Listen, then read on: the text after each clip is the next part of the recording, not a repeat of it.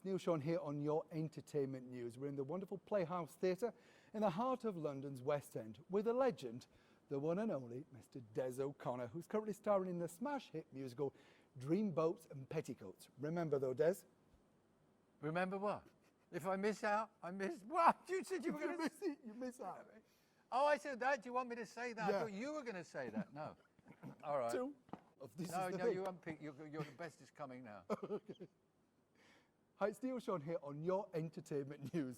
We're in the heart of London's Theatreland at the Playhouse Theatre, where the smash hit musical Dreamboats and Petticoats is currently playing, starring the legend that is Mr. Des O'Connor. Remember though, Des? If you miss it, you miss out, okay? Don't miss Des today on your entertainment news. That's the take. Is that it? And if you just say... A lot of people ask me, what it's like when you interview other people. And I've got to be honest with you, I quite enjoy the interview experience.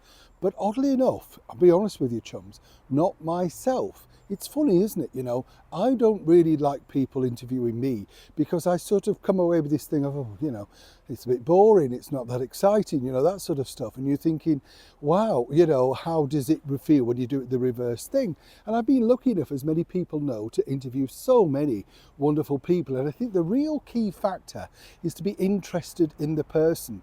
And it doesn't have to be a celebrity. It can be anything. It can be a topic that they've done or worked in a particular field of business or something. You're thinking, wow, you came up with that, or you used to do that, like maybe the boss of the Bank of England or something.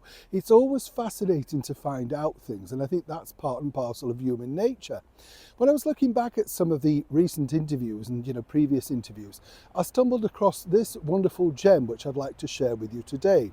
It stars our featured, one of our most loved British entertainers, the wonderful Des O'Connor, sadly no longer with us, and a man who was a big royal favourite, appeared in many royal variety shows, but was so much more than that. He was a pop star, a chat show host, an entertainer, variety artist, comedian. He was on the very final bill over here in the United Kingdom with the brilliant Buddy Holly. Yes, on his very final tour. I'll find more about that and share that with you soon, but it's just fascinating stories.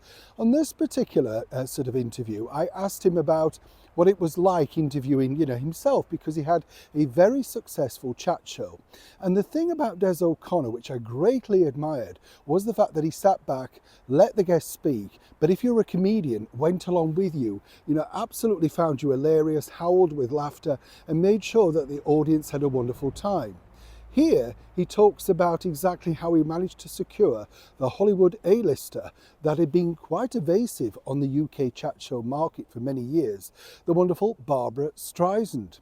And it's fascinating, as I say, because you literally find these gems and think, I'd forgotten all about that. And yes, I know what you mean, because to give you an idea, when you set up an interview with someone, until they're sat in front of you, you're never 100% sure whether this is going to take off. Sometimes, let me be honest, chums, when they come in and sit opposite you, you wish they hadn't turned up. You know what I'm saying? If they're grumpy, miserable, or indeed they just decide that they don't want to do it that day. But this delightful, wonderful, insightful story, I think you'll enjoy. So sit back and listen to the master craftsmanship of the wonderful and late Des O'Connor explaining how he got round a rather tricky topic with Barbra Streisand. As I say, incredible career, and you've been so successful in so many genres.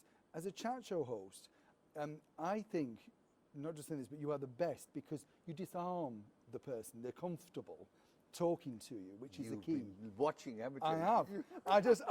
When you interviewed Barbra Streisand, you got so much out of her. Neil, can I tell you a true story about that? What happened that night? Because we used to have a big board in the office, and when someone was definitely going to do it, they were in black. When the contract was signed, it went up in red.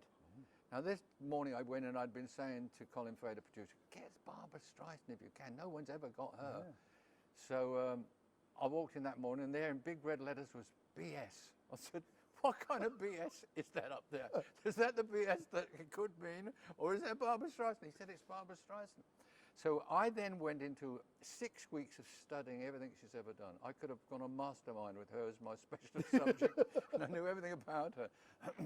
And then when she walked on that night, I've been told she'd be very, very, very nervous. So we did the right kind of build-up. She walked on, the entire studio, not queued, they just stood up and gave her a standing ovation. And as I looked to the left, because behind the guest I would have a little board with, but sometimes a TV set, and I thought, well, make it look classy, put a TV set, put some words up there, just odd words. If she fell off a boat in China, I'd have the word Orient, which would mean, I could say, have you been to the Orient? Or whatever. Just not that I needed many, but just to keep you on the right tracks. And as I looked at this set, it went to a snowstorm. It just disappeared, and I thought, if I stop now, I'm sure she'll go to pieces. So I just ad-lib with her, and it was great fun. I asked her questions I would never have asked her. I remember saying to her, you're a bit of a control freak. I could hear the intake from the audience. And the manager. Yeah, the manager probably. And what would she say? Because, you know, she can be a bit stern in her own way. So she said, no. I said, look, when I went to that little tiny studio, which you insisted I saw, a tiny studio, a little theatre, mini theatre, it said written by, directed by, songs by, lighting by. I said, and I'm sure it was you with the torch showing me to the seat. And that just convulsed her. She thought that was funny. So, you know, sometimes, as you say, disarming someone, and humour is the best weapon for that.